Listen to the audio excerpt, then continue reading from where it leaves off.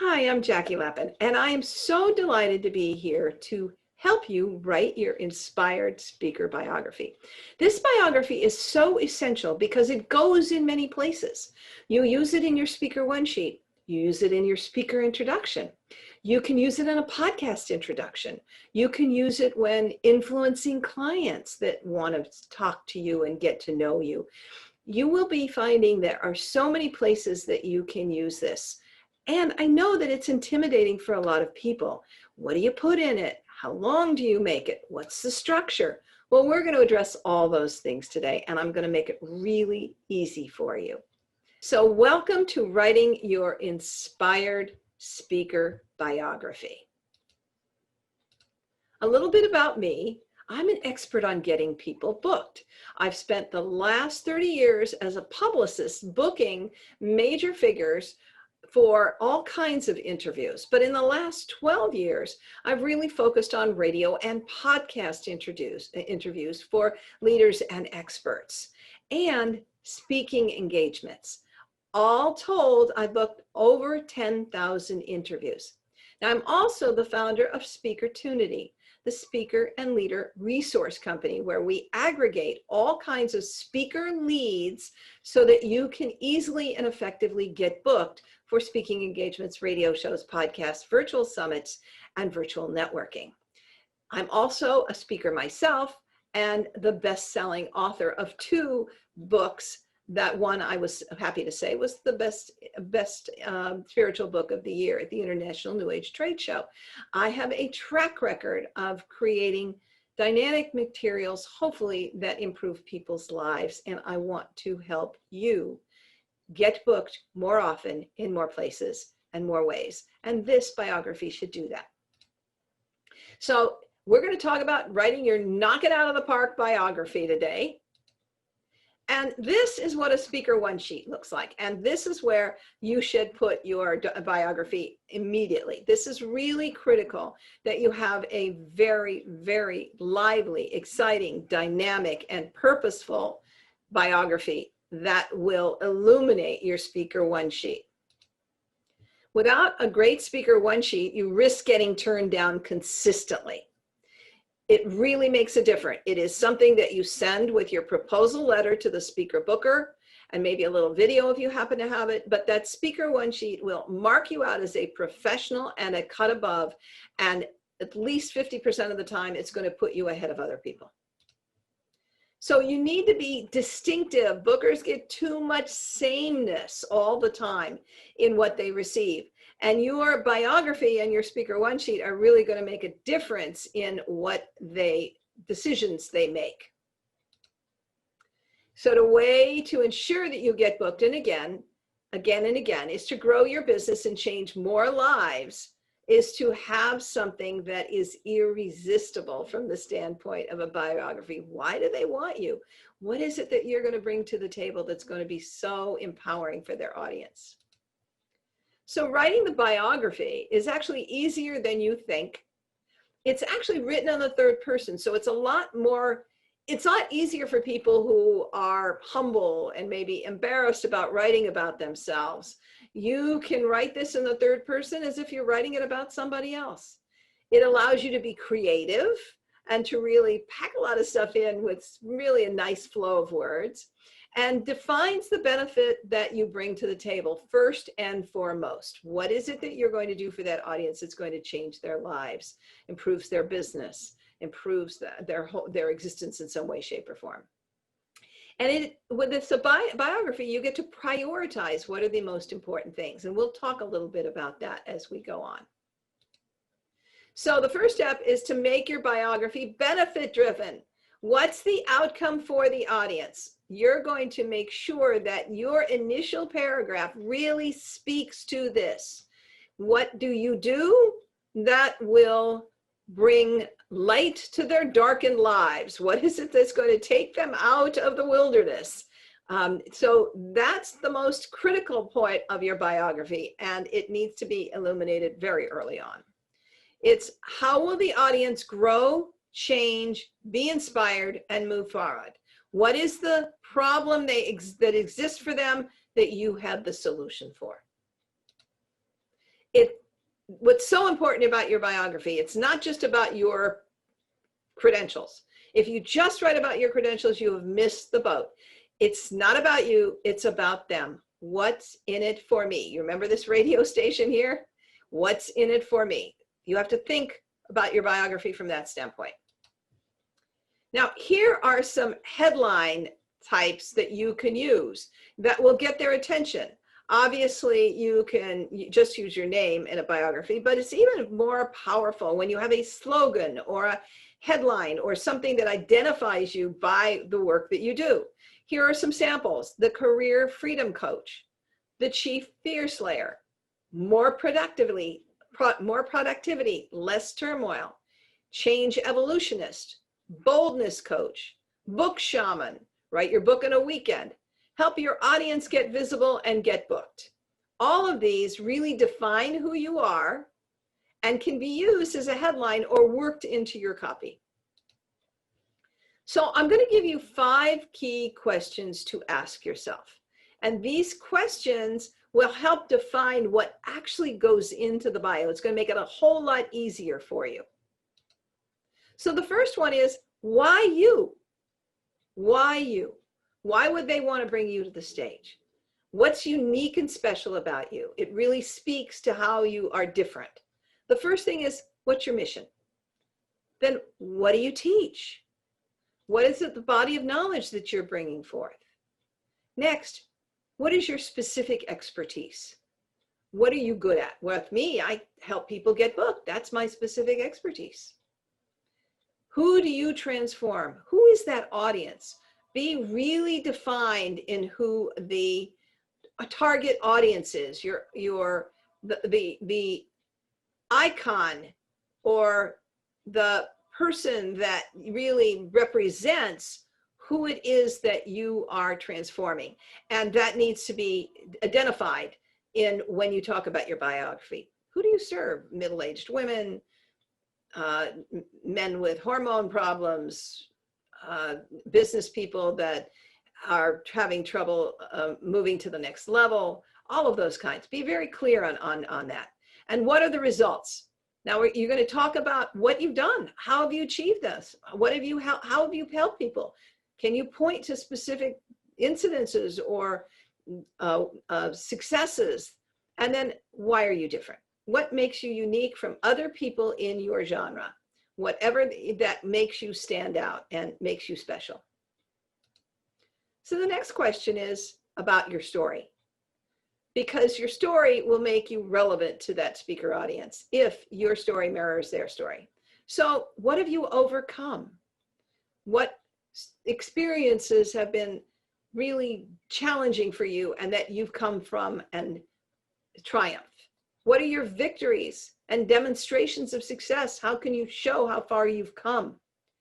How has this informed your mission and your teachings? So you hit the depths, you found the way out, and now that you're teaching it, you're showing other people the process to do that. So how has this informed your mission or teachings? How do you relate to this whole experience? How do you relate to the concept of your story and their being their story? What is the overlap between their story and your story? Question number 3 is, what's your background and how does that impact here?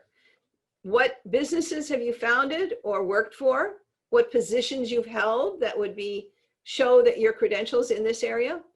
Clients you've served in the past. Obviously, if you've served really well-known clients, that's going to make people perk up, knowing that you have really had this extensive experience in their area.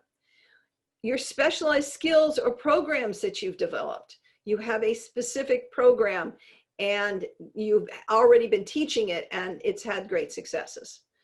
And then your degrees or your certifications. Obviously, if it's a pertinent and if it's a priority, you want to talk about, masters and PhDs or special certifications in a specific kind of specialty that is non-university related, but is specific to the expertise that you are teaching. And then number 4, what are your achievements? What are some of your milestones and accomplishments? Think about what you've done in the past that are really things that you can be proud of. What books have you done, or radio shows or podcasts do you host, or other media that are significant that you can show that you're a leader in your field? Any video or YouTube channel that's getting a ton of exposure and that's really tracking for people. Awards you've won. Do you have the evidence of your expertise in the awards, either for books or your achievements or the work that you do or your humanitarian work, whatever it might be? And then if pertinent, the charities you serve. You want to show that you are involved with programs that are helping the planet in some way, shape, or form. All of those things could very much be included if you have the space. And then question number 5, social proof. Where you've spoken before, obviously they want to hear about the fact if you've spoken at Google or some major conference or something like that. Those are all really important evidence of your expertise. And who are your current clients if they're noteworthy? You want to mention those.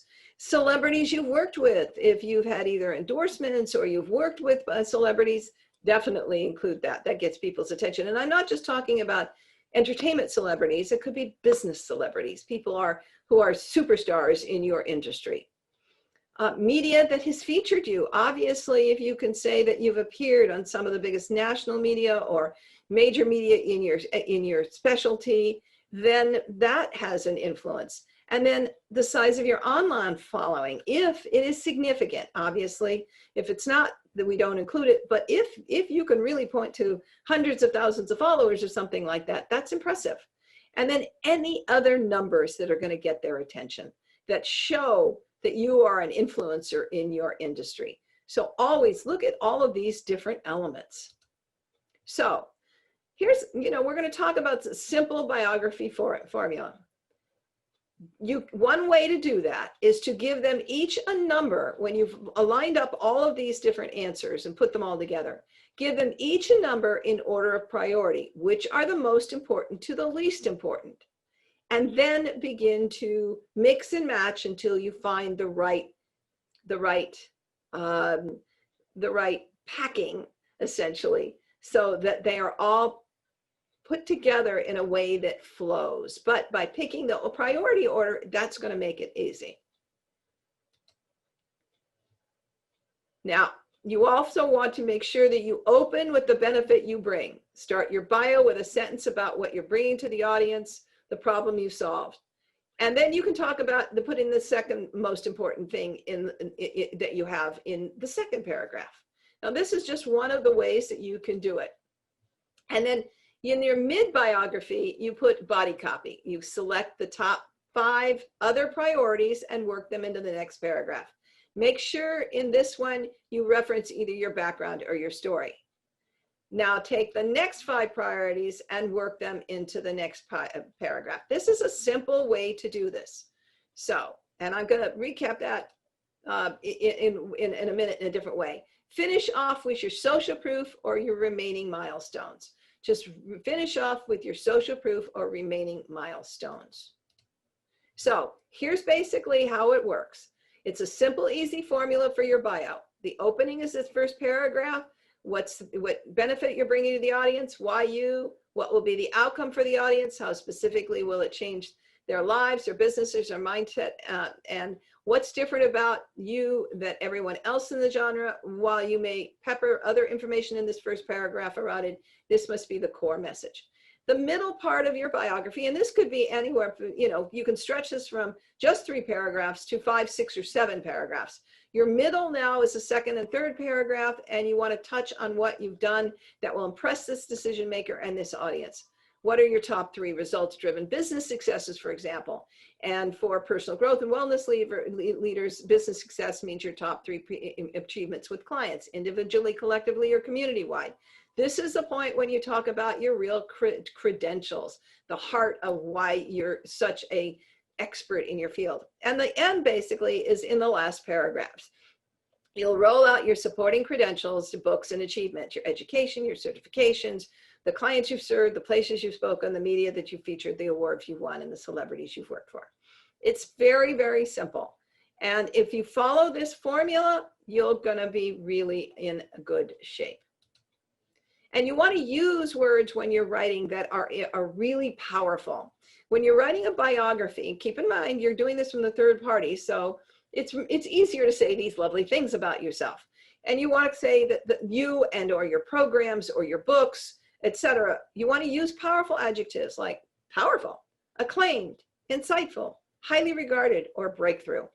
I've been writing press releases and media kits for many, many years. And I always am able to position the leader that I'm writing about, even if they may not feel that they are as accomplished as I make them sound. It's choosing the right words that's going to influence somebody to want to have you on board as a speaker.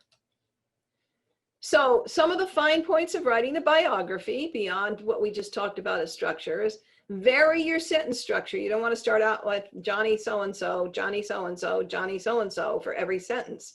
You need to, put in clauses. You need to choose different ways to start in the next paragraph.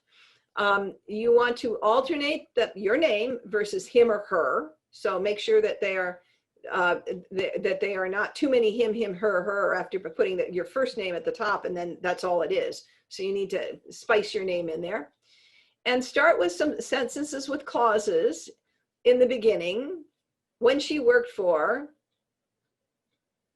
with her previous clients, naming them.